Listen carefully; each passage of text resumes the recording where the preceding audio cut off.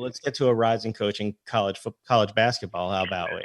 What do you think Go about for that, it. Jeff? Yeah, let's do it. Drexel men's basketball coach Zach Spiker. How you doing, sir? Thanks so much for the time. Hey guys, how are you doing today? We are fantastic. We've been really excited to get to talk to some of you guys about the efforts that the coaches have with Coaches versus Cancer here in the city. We actually had Coach Donahue on last week. So first question Jeff wants to ask is... So Coach, before we get to the Coaches versus Cancer, it's our understanding that you coached with Coach Donahue and now you're going to be coaching against him. So it's time to start that rivalry. Tell us a story about Coach Donahue. Well, what kind of, I mean, we worked together for 5 years. So what type of story would you like? I'm kind of like at a deli, you know, what do you want? What type of story do you want? He'll serve up any sandwich you're looking for, Jeff. Jeff wants some dirt. He's searching for dirt here. We'll get into the serious part of the No. There's no dirt. There's no dirt. Coach Donahue was an incredible mentor and still is to us and our coaching staff. Coach Paul Portier worked for him as well. And he also coached Michael Jordan, who played at Penn when Coach Donahue was an assistant. So there's a number of connections to Coach Donahue on our staff. And he's been a great friend, mentor, and learned a lot from him from a basketball standpoint that we're applying here at Drexel, that we did it even when we were at Army at West Point as well. Well, and you obviously had success at places you've been before, at Army, at Cornell. This is an amazing opportunity for you at Drexel, but let's talk a little bit about the Coaches versus Cancer. We asked Coach Donahue what it meant to him. What does it mean to you to be able to be a part of this and to be able to help show your players what's really out there and the opportunities that they have too?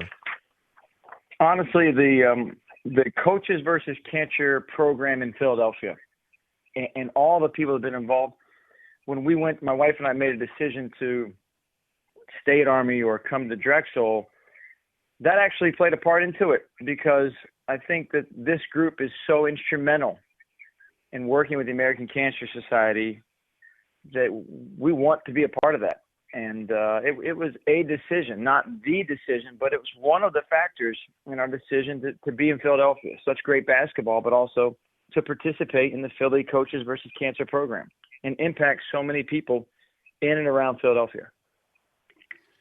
What is it like to be part of this coaching fraternity here that is so involved, not just in basketball, but being involved in the community in Philadelphia at large?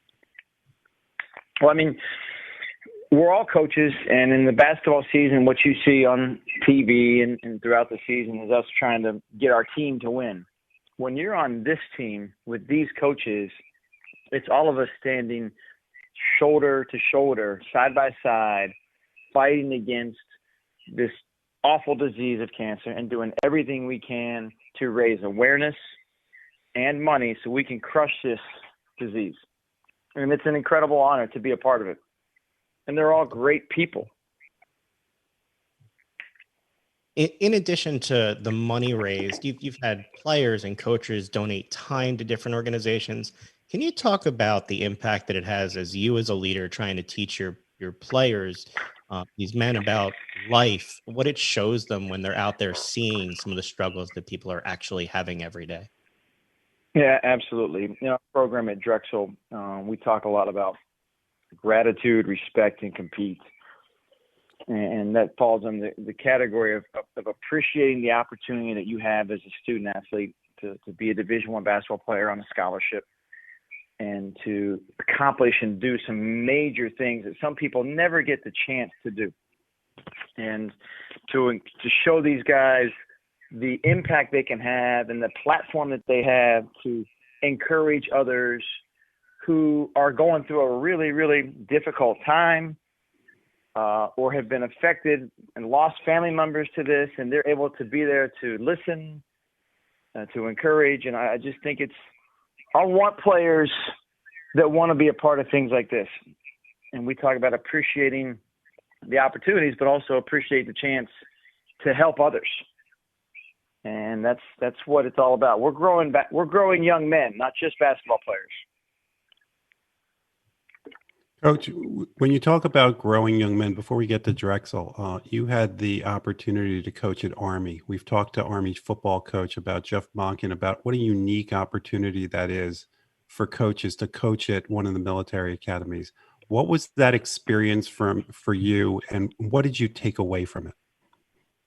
Uh, I don't think there's enough time on this show to talk about the experience and what we took away from it, but I can talk about a couple things that Coach Monken, I know, who continues to do a great job there. But to coach at a place where young men have made a big decision that they want to serve our country, and to go to that school and knowing that's what they're going to do when they graduate. It's a tremendous honor to think that they could be in a situation after college on the field of battle, and they refer back to how they've handled adversity in college and how you encourage them to handle different situations, that could play a small element to a decision that they could make that could be very crucial to them and to our country as a whole. So it's an incredibly humbling opportunity that we loved that we had, cherished every second of it that we were there. And those are great young men. So now you're at Drexel with fantastic opportunity here, 26 men's basketball coach. Last year didn't end the way that you planned for. I'm wondering how you took the situation that occurred and dealt with your players. When we talked to Coach Donahue, we talked about having to look seniors in the eye who abruptly played their last game without knowing it. How to prepare his team coming into this year. What has the situation in the last few months, obviously different than anything anybody's experienced, done for you as a coach and how you're going to handle your team? I think that might be the understatement that I've heard. The season didn't end quite how anybody wanted, right? Very true. But, there's a lot going on in our world. There's a lot of different things spin on, and it's our job as a coaching staff to lead these guys, to encourage them, to empower them to use their platform. So we're talking to our guys on a lot of different levels. One, you want to be COVID conscious. You've got to be safe. You got to wear a mask. You got to wash your hands. You got to do all the protocols so that we can deserve the opportunity to play basketball games this year. And I know the season was announced and the dates are recently out there, but there's still a lot of things that could impact it.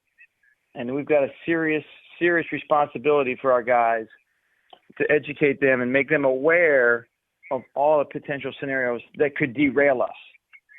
So we've got to do a good job with that. But I think we would be remiss to not talk about what's happened this summer.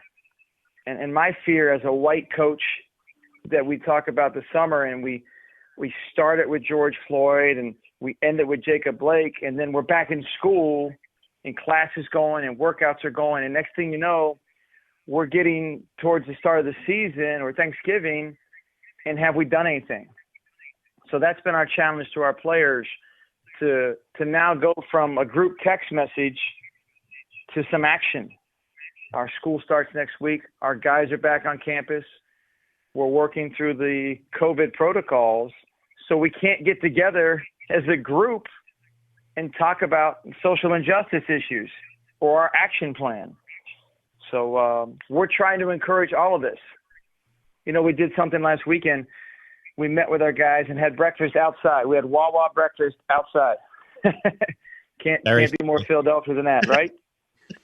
And as we sat outside and talked, we said, let's just do a quick exercise here. If we add up everybody's Instagram, Twitter, and our social media followership of our coaching staff and players, it's over 57,000 people. That'll fill Wells Fargo 3.5 times. And we understand a lot of those are the same people. So let's just conservatively say 3 times. We want to encourage our guys. That's an impact. If we can decide what area specifically they want to agree and what's on their heart that they want to support, whether it's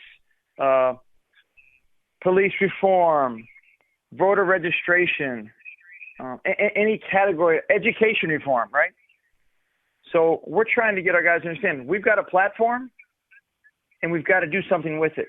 It's no good to have a platform if you don't take action. So we've got to decide on what that action is. I want to help our guys make that decision, but I don't want to influence in their decision. That would be it's on them as young men. What do they want to do? And then our sports information staff, the media contacts in Philadelphia. We did a Zoom call with Councilman Isaiah Thomas on Saturday, our players, and for him to educate our team. What are the needs and what are the thoughts and concerns from him, from the city of Philadelphia? Because our job, we're right here in West Philadelphia. We want to serve our community, and we want our players to be a part of our community and our coaching staff. So that's what we're trying to do, guys. You asked that question. It's a long answer, but we want our guys to continue to be a part and impact others. And it's a great answer. And, we would just offer for our program, I mean, we haven't shied away from those conversations. We think it's important. First of all, we like to recognize athletes and programs that use the platforms that they have. But second, we have a platform too. And the more that we can help facilitate those conversations and drive the conversation forward, we think it's really important what you're doing with the team and the players. Well, thank you very much. And when we get to that point, guys, and our group is unified on what the one message or the things we want to drive home, we may reach out and call on you guys to help us. Just like you're helping right now, though, promote awareness for Coaches versus Cancer. I mean, this is an incredible program. It's got over 5,000 coaches that petition across the country. It's raised $130 million since 1993. I mean, it's awesome. It's awesome to be a part of, and you guys help get the message out. And Coach, with regard to that message, there's an event coming up next Thursday on NBC 10 Philadelphia. What is that event, and how can people support the event? Well, it's Coaches versus Cancer off the court. Usually we do a lot of in-person events, but given what's going on, we can't do that, right? So next Thursday at 7 p.m., it's going to be a 1-hour TV special with all the Philadelphia coaches and the impact that the American Cancer Society and its mission in Philadelphia has had on the battle versus cancer. So we're gonna come together. We're gonna talk. It's gonna be a great program. Talk about how we can impact, how we can motivate others to continue to join in this fight. And I can't say it any better than the former St. Joe coach and Phil Martelli. Right? It doesn't stop. And neither are we, right? We're going to crush cancer, and we're going to get as many people as we can to visit phillycvc.org and donate and participate and be a part of this great, big, awesome team that has coaches and fans and basketball players of all ages chipping in to crush cancer. It's the ultimate team. Well, Coach, we look forward to doing our part, helping you out. We thank you for the time and welcome you back anytime as this conversation goes forward on Coaches versus Cancer, on social justice, and as you continue to build your program. So thanks so much for the time and for what you're doing. Thanks, guys, so much. Have a great weekend. Continue to use your platform to be impactful, and thanks so much for allowing us to talk about Coaches versus Cancer. Again, anyone listening, please go to phillycvc.org to learn more and donate. And we'll make sure to share that on our social media platforms. You have a great one, Coach. Thanks, guys. Have a great weekend. Jeff, it amazes me when we talk to these coaches. Are we just lucky with good people and good coaches in this area, or how does that work? I think it's something about, I mean, let's face it. I know this is going to sound cheesy, but it is the city of brotherly love. And there is something, yeah, I know it's cheesy, but there is something to be said about it. And we are lucky that we have had coaches in this area and athletes and ownership and front office people in colleges. It's an entire collective of people who seem to care more than just about sports. And sometimes we lose sight of the fact that sports is something more than wins and losses. I know people always want to say, well, it's all about the wins and losses. It's not. I mean, yeah, we want to win. We want parades. We want to go down Broad Street all the time. but there is more to it. And the people that we come into contact with and the people we're lucky enough to talk to have done an incredible job and continue to do an incredible job. And even the people who leave here. I mean, look what Coach Spiker just said. He talked about Phil Martelli. Phil Martelli did an incredible job while he was here.